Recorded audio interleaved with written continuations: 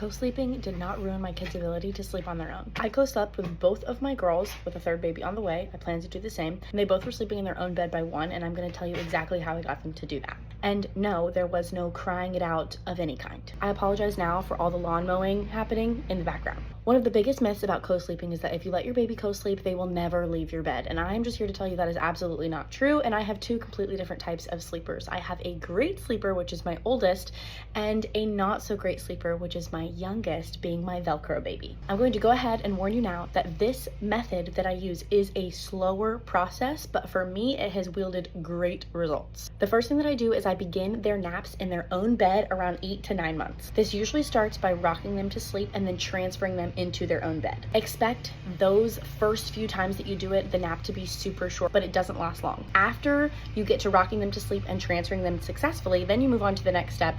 So instead of rocking them, you're going to lay them down and keep your hand on them and where they can see you the entire time until they fall asleep. Once they are starting to fall asleep like that successfully, then you'll start by laying them in the crib. Do not leave the crib. Stand right next to it where they can see you. Let them fall asleep like that. And then lastly, you'll get to a point where you can transfer them, lay them in their bed while they're still awake, and be able to just walk away. My second step is to allow your spouse to help you if this is possible. If you do not have a spouse or a partner of any kind, then this method will still work, but allowing a spouse to also be a place of comfort for your baby will work wonders for you. The third step is to lay them in their own bed starting at bedtime. Once they are now successfully napping on their own, you're going to lay them in their own bed at nighttime. Their own bed can also qualify as a pack and play in your bedroom if you want to start it like that. Be aware, if you do the pack and play method in your own room and then eventually want to transfer them to their own room, you might have to start some of this process again to get them comfortable in that specific bed in that specific room. So for this step, you're going to lay them in their bed for bedtime. The first time that they wake up, because they're probably not sleeping through the night at this point, the first time that they wake up, you're going to bring them into your bed and co-sleep the rest of the night. Then once you've done that for a few nights or however long you want to keep that going, then once they wake the first time, you're going to try to get them to settle back in their own bed